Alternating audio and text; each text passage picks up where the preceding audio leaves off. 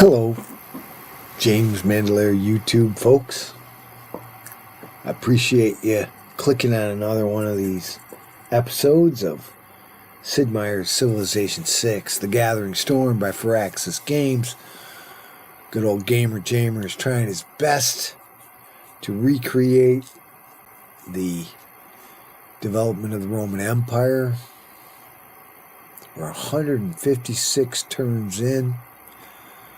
Potato McWhiskey would have won 56 turns ago.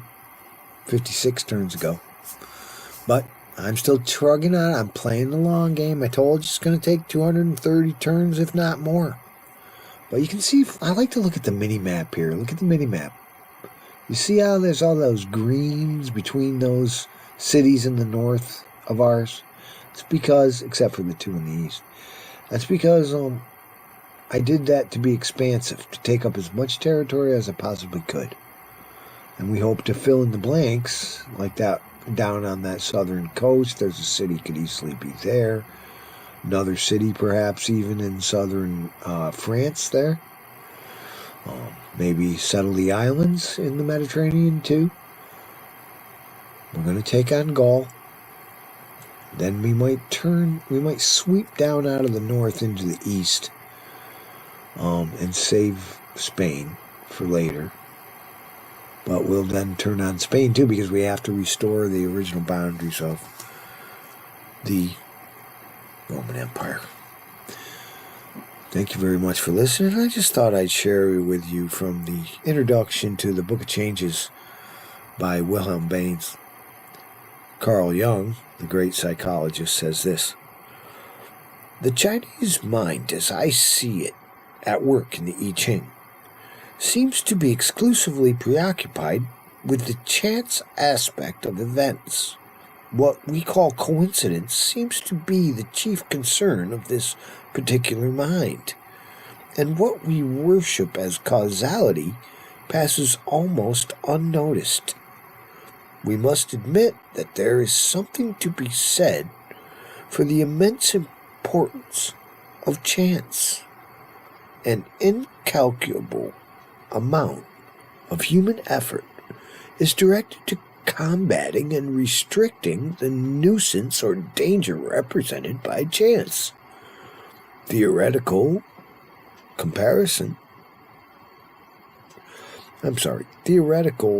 considerations of cause and effect often look pale and dusty in comparison to the practical results of chance.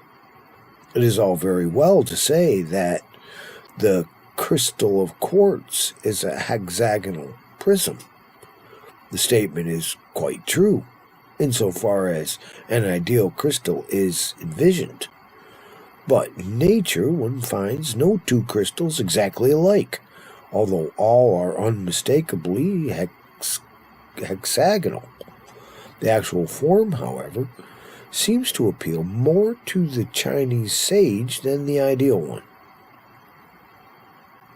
The jumble of natural laws constituting empirical reality holds more significance for him than a causal explanation of events that, moreover, must usually be separated from one another in order to be properly dealt with. The manner in which the I Ching tends to look upon reality seems to disfavor our causalistic procedures. The moment under actual observation appears to the ancient Chinese view more of a chance hit than a clearly defined result of concurring causal chain processes. The matter of interest seems to be the configuration formed by chance events in the moment of observation, and not at all the hypothetical reasons that seemingly account for the coincidence, while the Western mind carefully sifts, weighs, selects, classifies, isolates. The Chinese picture of the moment encompasses everything, down to the minutest nonsensical detail, because all of the ingredients make up the observed moment." Kind of sounds like quantum theory to me, where they kind of realized that there's some kind of way that particles and waves interact, and seems to be dependent on the person observing the phenomena, which opens up a lot of questions. And I think the only answer is, as I said to my friend Matt as we sat in the garden today in the sunshine, my oldest and dearest friend, best pal guy I ever had, he said,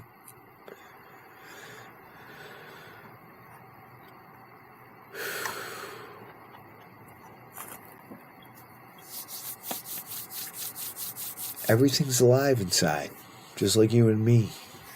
Everything. Plants, rocks, crystals, clouds, trees, birds, everything. It's all alive inside. The whole universe itself is conscious.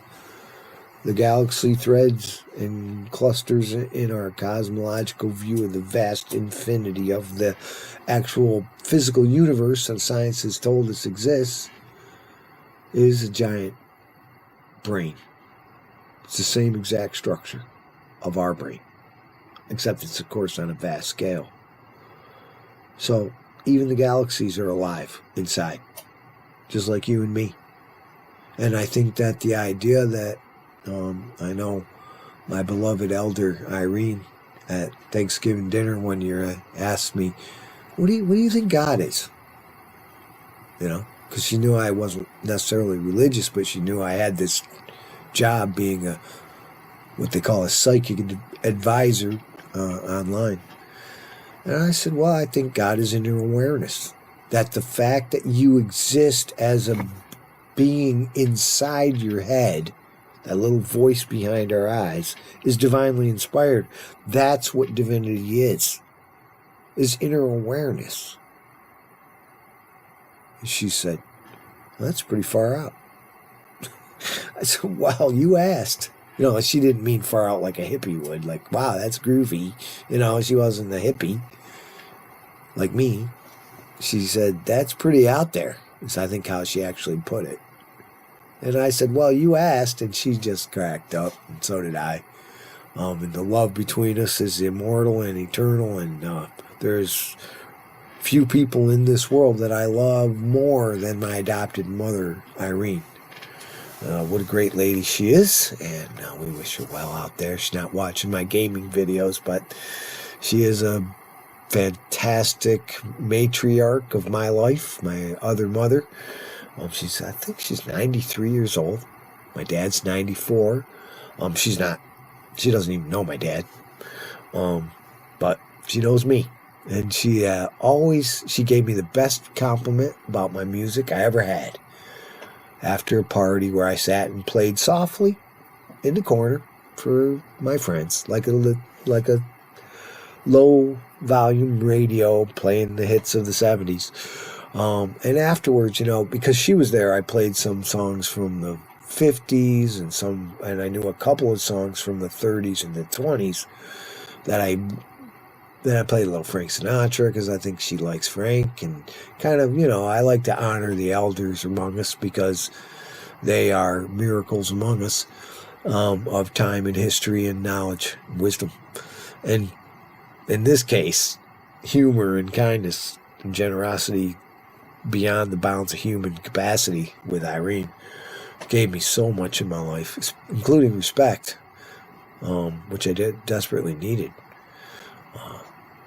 So don't ignore the elders. She was great. She just cracked up, and I think I made her think a little bit. You know, she was kind of expecting something else, I think, because I don't think that the concept of God as a human being is really relevant to our modern age. I think we can understand that there could be actual, you know, I mean, it's in Star Trek or Star Wars or something, you know what I mean? Other people have imagined maybe energy beings or beings that live in another dimension or something. I think we can handle it, right? It doesn't need to be, you know, Zeus on the mountaintop throwing thunderbolts anymore. We know that thunder comes from a discharge of electrical energy in the atmosphere from friction and from cold and hot air masses, and it's not some god up on the mountain throwing thunderbolts anymore. But you didn't come here to listen to 10 minutes of me rambling on and reading from the introduction to the I Ching and all that kind of stuff. Where the heck is that coming from? You came to see me take this nice little triangular pointer thing, put it on this little circular thing, find out that this poor guy is finally coming back from the misadventure in the East. That's what the Senate is calling this, or I should say that at this point the collection of cardinals are saying about the Pope's misadventure in the East. A worthless crusade against the Greeks, really secretly, behind the scenes, nobody knows, is actually because I was spurned by when I made advances to Gorgo, and she just, well, I don't want to talk about it, okay? It's a little too soon and a little too close to the bone. Let's just say it was a misadventure in the East, and now we are turning our attention where it should have been all along, and that will be to destroy the Gauls completely and utterly, as any descendant now of Gaius Julius Caesar would have done centuries ago. And now we are going to do as soon as we can, although not right now. Right now we're going to chop out a knight, thank you very much. And we will then be able to transfer old Magnus to a much more woodsy town. Maybe put switcheroo on this one now that Liang is almost actually established in that town, because we do have these chops we could do here. Notice that these yields are slow but sure getting up there. You know? Can I buy this tile? He muses he can. He's got $600. Let's do it. Let's get this one as well. Okay, we can chill now. Do we need to own the volcano itself? No. All we got to do is just keep on soaking up all these continually evolving tiles every time that guy goes off. We'll see, but I don't think that, maybe the city does suffer a little bit because it's taking an awful long time to get going.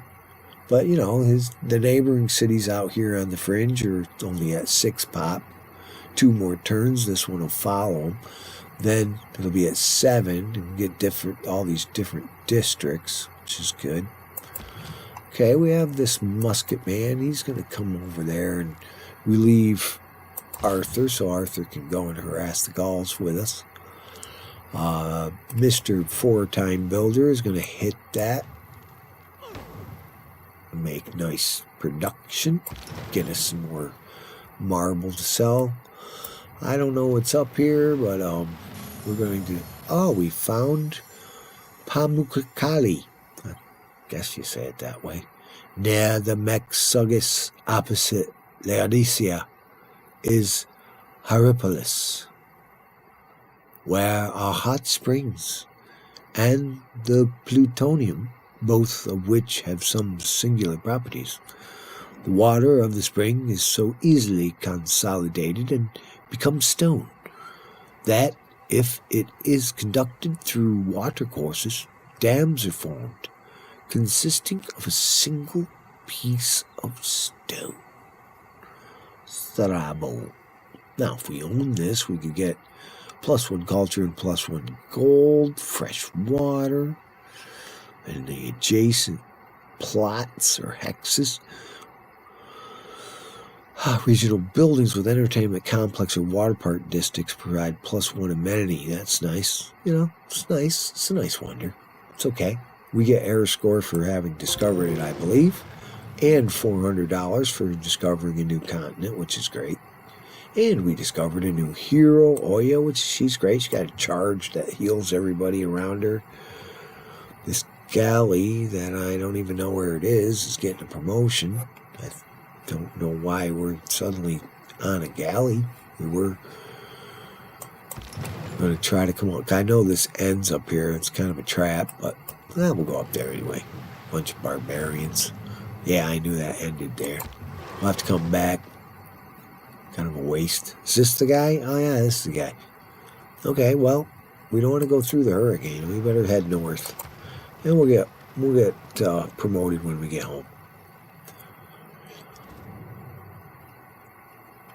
Maximal freedom can come only from a civilization pursuing their own interests, wouldn't you say? No answer. You are, and your strange tree-worshipping ways are an affront to Rome. And you must be eradicated from the north. Mercantilism. Yay. Yay, 4 gold and 1 faith from all trade routes. What? Improved niter and coal resources and deal 1 additional resource per turn? What? I need a better government that can take up all these military policies. Wouldn't that be great? They gave me like 300 of them. This is the one I like. We got to start making these guys. Naval raiders. They're like little Sinbads. They go out there and cause trouble. And they can do coastal raid. Anything that's built on the coast, they can pillage. It's great. Okay, now we're getting +1 production from all our camps and +1 food from lumber mills. Oh, no, +1 food and +1 production from all camps. That's great. We'll see our yields bump up. Lumber mills can be built on rainforest. We're in Italy. We have no rainforest. It's a true start location map. So all the resources are as they are on the map, which is cool. And limiting. Because Sid Meier, he giveth, and Sid Meier, he taketh away. And that is right that he does so. Okay. Having seen a non-market economy, I suddenly understood much better what I liked about a market economy. Esther Dryson. All right, mercantilism. Excellent. Excellent. Now we can change some policies up here. Niter and coal deposits be good.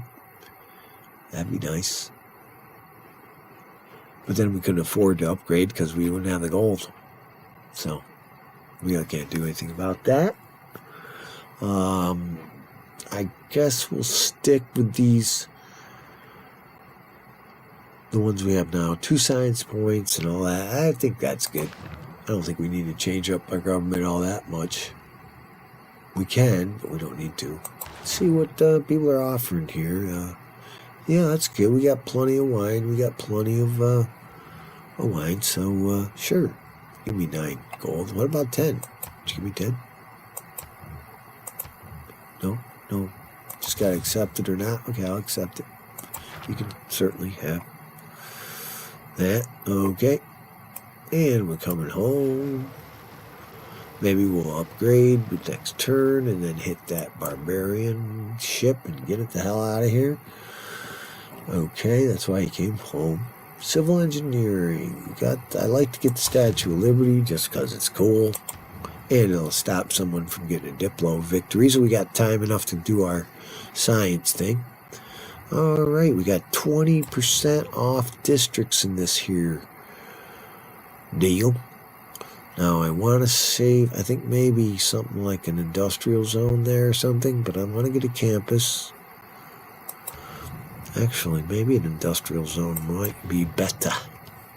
Get a +3 industrial zone up there. +3 down here, but let's put it up here. Industrial zone. What do you think? Right here? It's a +3 industrial zone. It's not taking any, that's a good place. Because it's only got 1 production on that tile, so we can put it there and we can still get the +3. And that'll really help production. We can bang out a bunch of builders. They'll have extra charges because Liang is there. Although I know I was going to put Magnus there, but maybe I'll wait on that. Let that district play out because she does give a discount on districts. Do we need food out here? We don't, right? It's got +10 food. What else can you do out here? Nothing? Just food. All right, well, got 3 more things. What can we do up here? Anything? We got some, get Magnus up there and do some chopping. Let's see. Look like we got some food over here you can do. Maybe make these forests into,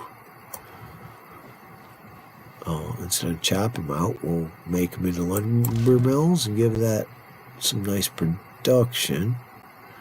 Okay, this guy's joining him. He's got to get formed into another one after we get this done. So we'll pop up another knight up here. Yeah, we'll do it before this nice little guy. Like so. I know that's stretching out those spies pretty good. Okay, now we've been converted to Catholicism. Rome is still Taoist. I better get myself some missionaries or apostles or something here. Or I'm going to be putting my I Ching away. You're not going to hear from it again. That might be good for you. Let's get an apostle. Alright, we were saving up for Hercules too. Now I blew it. But this apostle, if there's any beliefs left, we could get another boost to our religion, which might be nice. Okay. Go in the city to heal Arthur, and then we may be very near where we need to be to finally, and I say it again, finally, be able to take on the Gauls, get it done, get it going, you know what I'm saying? Let's chop, because it's right next to the city center, so we might as well chop it out, because we'll put something there. And we'll chop out that nice little campus so we can stay ahead of the Gauls, because they keep catching up to us in science. In 127, we're 130. Yeah, we're ahead of them, but keep trying to catch up to us. We also have beefed up our military quite a bit, as you can see by the 500 number. Let's see, Nile. We can chop out the walls. We could do a bunch of stuff up there, but right now he'll just take a little hoppity hop. He's going to go up there to upgrade when we get enough niter coming up. See what the path line would be like to get up to our enemies' environs. Okay, this nice little 3-bang builder can come down here and think about what he wants to do down there. What can we improve here? Oh, we improve this deer and get some gold. Okay, well, come down here and see if we can't harass that barbarian down there. Bothering Valletta. Valletta's not ours, but maybe Valletta is ours. Game goes on, right? Here we are. Turn 157. Join hands with me, and together our people will crush our rivals. Oh, sorry. Can't commit to friendship at this time. In fact, I'm about to denounce you if I feel my military is up to snuff, and it soon will be. May prosperity come to your cities, the ones away from the coast. She doesn't like it when you settle the coast. Goodbye, I'll settle where I please. Oh, the Phoenicians. So Phoenician. The lowest is to attack a city. Siege of a city is only done as a last resort. Sun Tzu. Okay, I hear the jingle, jangle, jingle of great people. We have a great engineer. Let's this city build one more district than the population limit allows. That's going to be good for Mediolanum. We'll put him right in. How are we doing with James Young? Let's recruit him. Looks like we're a bit behind in the James Young race over here. Unmet player. Got a couple unmet players. I know one of them's got to be Cleopatra if she's still in the game, but like Portugal, they can get swallowed up. Gaul is taking Imar Sinan, can culture bomb tiles when completing an industrial zone in any city. Oh my God. He's got 45 turns and I got 49 turns. Oi. This is tough. Could build a bank and a market instantly, but Phoenicia's taking it. One turn ahead of me. Oh well. We do have to be more of a powerhouse here, if we can. We're working on it. For instance, in this city, we got housing still, and we don't have any positive amenities, but we got enough amenities, so let's continue our march towards scientific domination. We have lost some science for some reason. Don't know why. It happens. But we'll try to regain that. Hopefully they didn't take out Bengala in the got a spy in there to protect him. Now they take him out, and all of a sudden your science goes plummeting. Got 785 beans, so I think we can buy this 2 wheat tiles. Go up there with that builder, make 2 wheat tiles up there just for fun. Why not? Okay? Man at Arms is coming up. He wants to get made a musket man, I think. This apostle can still evangelize his belief in Rome, so I'm going to do that. Unfortunately, it takes him out, but we'll see what we can get here. Crusade. We can still get Crusade. Plus 10 combat strength. I want to get that. I think I'll get that. Now we can make faith more of a priority in some ways. Maybe with a wonder or something that can generate faith so that we can then use that faith to make missionaries and make apostles and go and convert cities. I'd like to get a little bit more into learning about the I'm going to move him there. Learning about the religious side of the game, and that'll help. We won't be getting serious about it, but we can take missionaries if we can afford them, and maybe an apostle too, and take them to our enemy's cities, convert them, get a plus 10 combat strength, and mow through their cities like butter. Come to the end of yet another episode, and I warned you there'd be a lot of episodes. This is not a game that I win in 50 turns. I play the long game. I slowly build it up, like Confucius say, and like any artist does, you know. How are we doing? How are we doing here? We can hire a galley, and that would be nice to do, but the barbarians will just kill him. Okay, we don't have open borders with this guy anymore. I say let's go to the extent of denouncing him.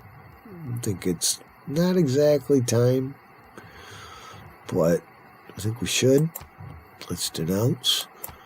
Continue to build up our military. We can still pillage and kind of harass him and go to war with him, even though we don't have a total military setup, as long as we have ancient walls and all that. Could use ancient walls here first.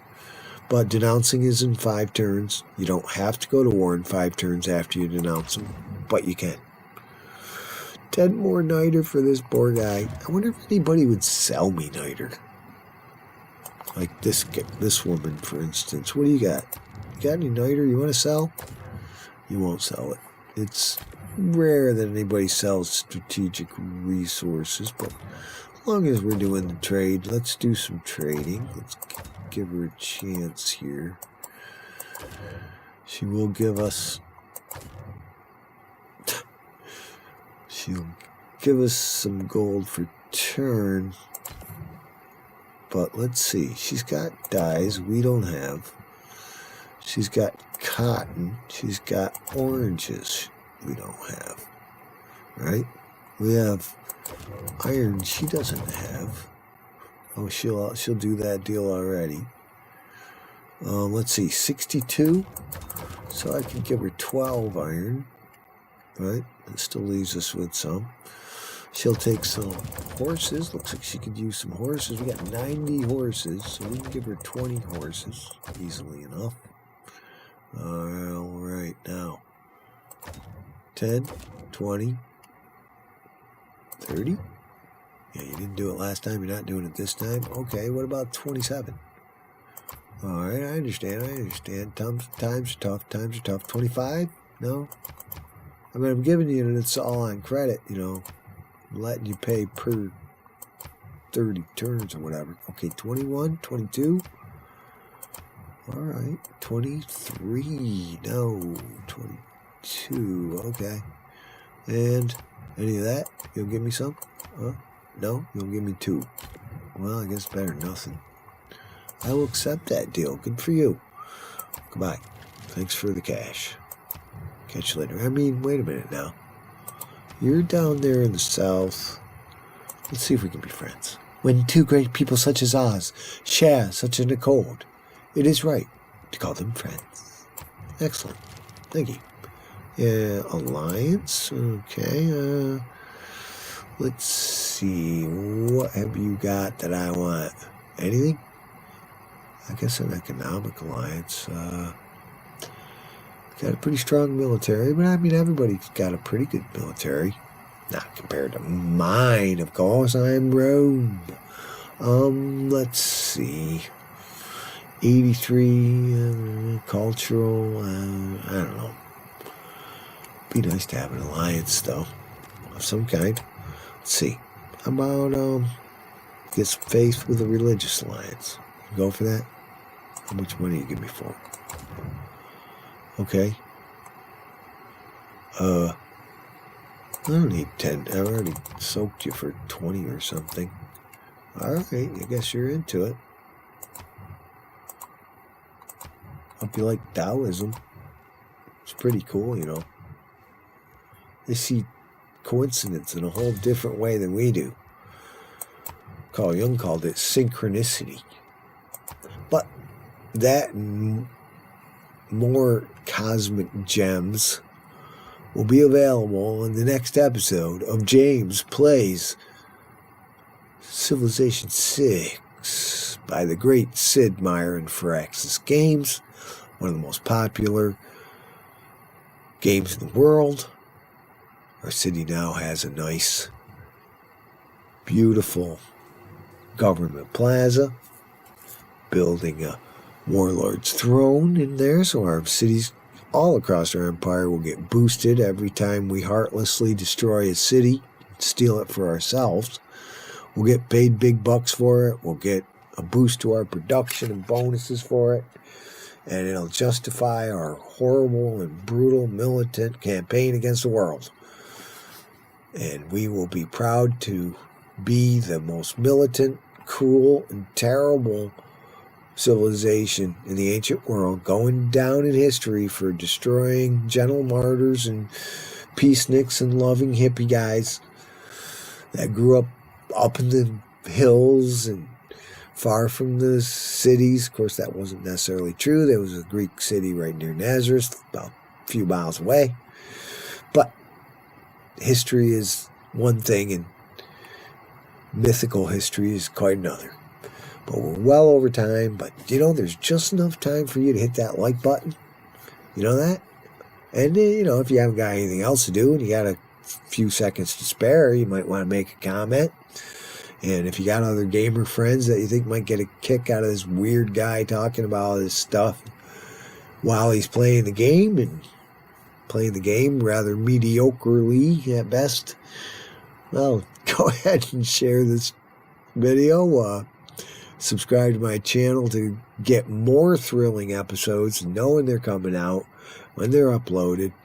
Get other videos of lately my project is to kind of once a month maybe rehearse a song and get the song down, usually a new one that I didn't know how to play before, and play it. But I mean, we might be doing some original songs in this series. It's something new, once a month song. So you can look forward to that if you're subscribed. I watch some of my other videos, just all kinds of stuff. Been doing this like 10 years or so, or maybe more. A little more, over 10 years, I guess now. I think I started YouTube in 2011, so that's been a while.